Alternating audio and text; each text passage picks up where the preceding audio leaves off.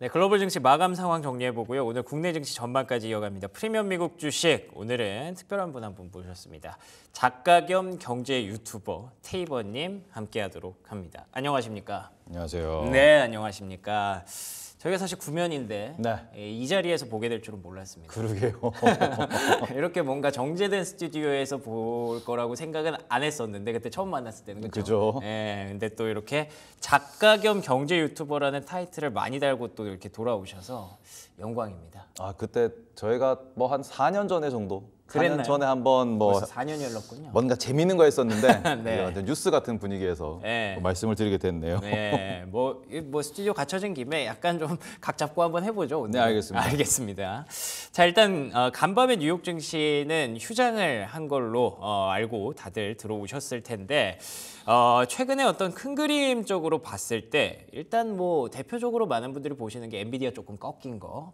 그래서 반도체가 혹시 끝난 거 아니냐라는 그런 우려도 좀 있고요. 경기 둔화에 대한 우려, 뭐 침체로 가느냐 어디로 가느냐. 그 상황에서 결국에는 금리 인하가 뭔가 해결책을 좀 열어줄 것이다. 이런 고민들 많이 하고 계실 것 같은데 테이버님께서는 최근에 가장 중요한 이벤트나 이슈들 어떤 쪽으로 좀 보고 계신지 궁금하네요. 일단 결국에는 9월 FOMC에서 우리가 핵심이 될 거는 FOMC에서 금리 인하 속도를 어떻게 가져갈 거냐. 그러니까 그 부분이 나오는 게 결국 점도표가 될 거고 이 점도표에 있어가지고 지금 시장에서는 지난주까지만 하더라도 이제 올해 내에 빅컷이 한번 있을 것이다. 그러니까 올해 FOMC 3번 남았는데 0.25, 0.25, 0.5 이렇게 낮추면서 1% 정도 올해 금리 인하를 할 거다. 그래서 이제 기준금리가 4.5%까지 내려갈 거다라는 배팅 값을 보였습니다.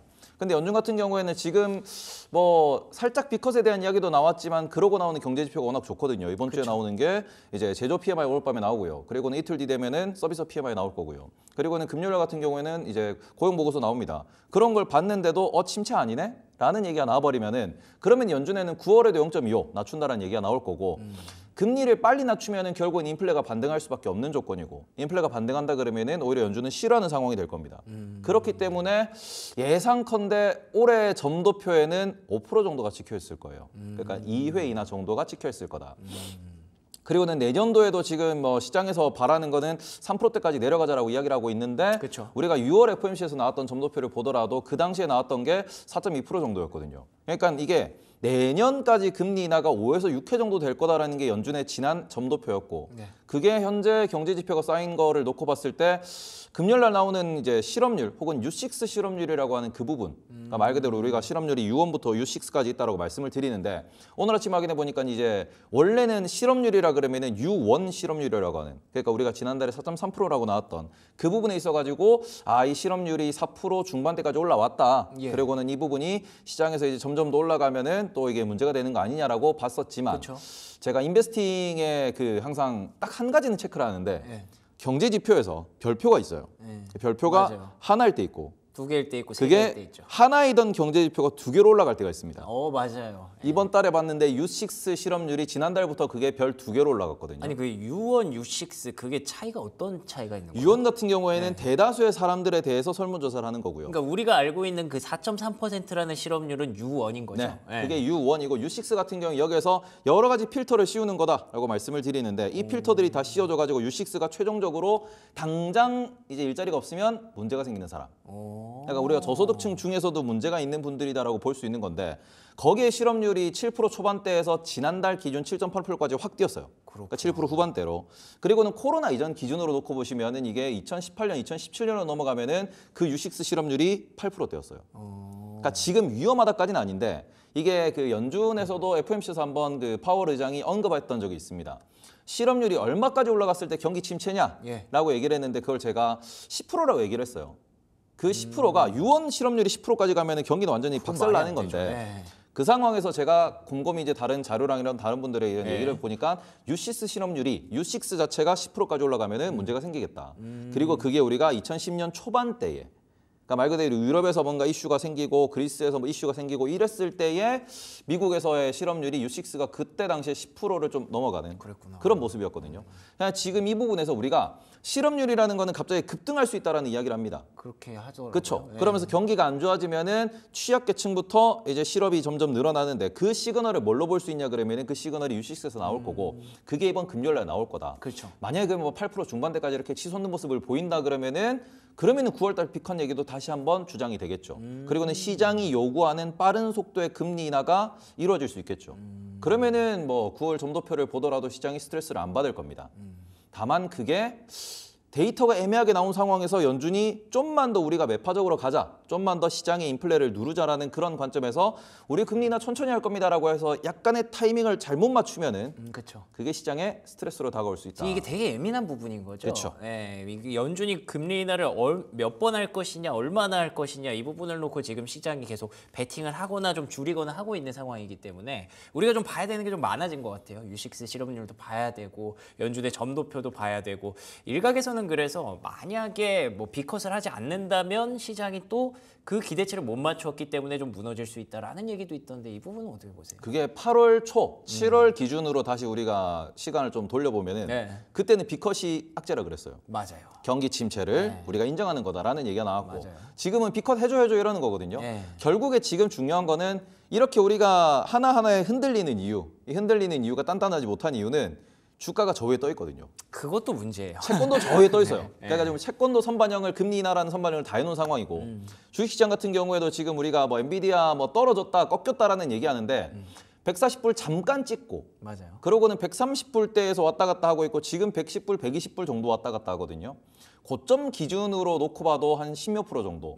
그리고 130불이라고 하는 최근에 이런 좀 상단 기준으로 놓고 봤을 때도 10%밖에 안 빠졌습니다. 그렇긴 하죠. 이게 지금 PER 70배인 기업 기준으로 놓고 볼 때 글로벌 주도주니까 그 정도는 충분히 흔들릴 수 있는 거고요. 그렇죠. 우리가 과거에도 주도주라고 했던 애들이 고점 부근에서 혹은 뭔가 박스권 장세에서는 고점과 저점의 폭이 한 25%까지 왔다 갔다 흔들리는 모습을 보였습니다. 그거는 마이크로소프트도 마찬가지고 애플도 맞습니다. 마찬가지고 네. 모든 기업들이 고점에서 그렇게 좀 이렇게 변동성을 보인다라는 구간에서는 결국 한 20% 정도는 충분히 흔들리는 거고 그게 좀 더 깊어지면 30% 정도는 흔들리는 거다라는 관점에서 보면은 박살나는 게 아직은 아니다라고. 그러면은 만약에 이제 금리 인하가 뭐 몇 bp를 하든 간에 시장이 좀 흔들릴 수는 있지만 그거 가지고 크게 논란이 될 소재는 아니라고 보시는 것 같고. 여전히 AI는 잘 나가는 부분이기 때문에 그쵸. AI에 대한 미래가 이게 우리 예상과 다르게 그러니까 우리가 캐즘이라는 단어 많이 쓰잖아요. 맞아요. 지금 그런 전기차에서 것처럼 쓰죠. AI 캐즘이다 하면은 정말로 큰 이제 조정이 오겠죠. 그렇죠. 근데 그게 아직은 전혀 보이지 않기 때문에 비싸다 말고는 단점이 없는 게 현재 자산 시장이다. 근데 우리의 마인드는 그러니까 우리 같은 투자자분들의 마인드는 엔비디아는 그냥 계속 가져야 되는 거거든요. M7은 계속 올라줘야 되는 거고. 네. 그래서 약간 지금의 어떤 조정을 약간은 좀 의미를 더 부여하게 되는 것 같은데. 욕심이 많네요. 그쵸. 원래 그래요. M7은 가야 됩니다. 근데 원론적으로 얘기를 하자면 말씀해 주신 대로 그래서 이게 정말로 비싸냐 아니다의 관점에 대해서는 어떻게 생각하십니까? 일단은 비싸요. 비싸다라는 게 왜 그러냐 그러면은 이게 2021년도 하반기가 지금과 비슷한 분위기였습니다. 네, 우리가 IT 버블까지 갈 것도 없고 2021년도 하반기 그러니까 우리가 10월, 11월 우리나라 기준에서는 메타버스 이야기가 나오고 뭐 코인 관련 기업들이 막 올라갈 때. 그랬죠. 그리고는 그 당시에 놓고 보시면 엔비디아가 그때 PER 100배까지 올라갔었고요. 넷플릭스도 그 당시에 PER이 100배까지 올라갔습니다. 그랬군요. 그러면서 그 당시에도 우리가 주도주라고 불렀던 그런 기업들의 PER이 세 자릿대까지 올라갔다가 쭉 내려오는 모습을 보였었거든요. 그리고는 그 상황에서의 피크가 점점 올라갈 때 이렇게 위가 고점을 형성하는. 그러니까 이게 천천히 올라가다가 와 너무 간다 하다가 솟아요.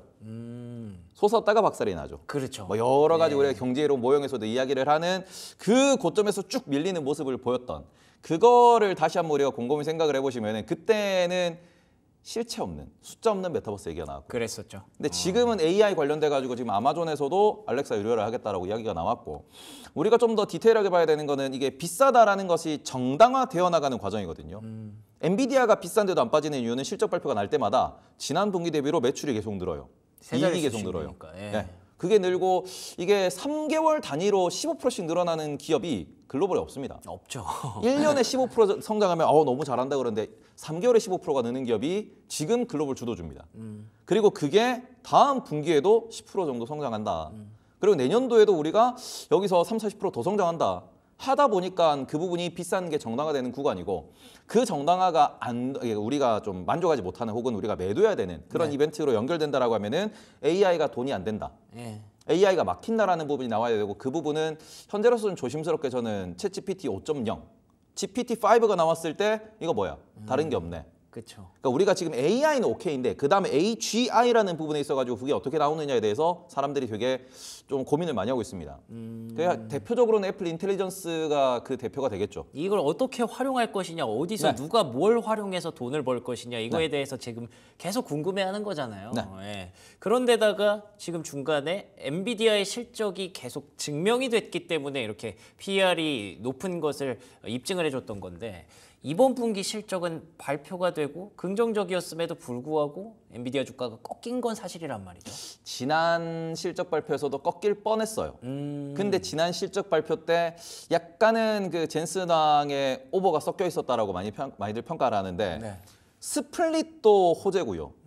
근데 거기서 1년 뒤 제품, 2년 뒤 제품, 3년 뒤 제품까지 다 공개를 했어요. 그랬죠. 뭐 그러면서 루빈이었나요? 네, 5월 달에 보시면은 지금 우리가 블랙엘 얘기가 나오고 있는데 블랙엘 울트라 그다음에 루빈까지 얘기를 하면서 루빈 울트라까지 얘기를 했어요.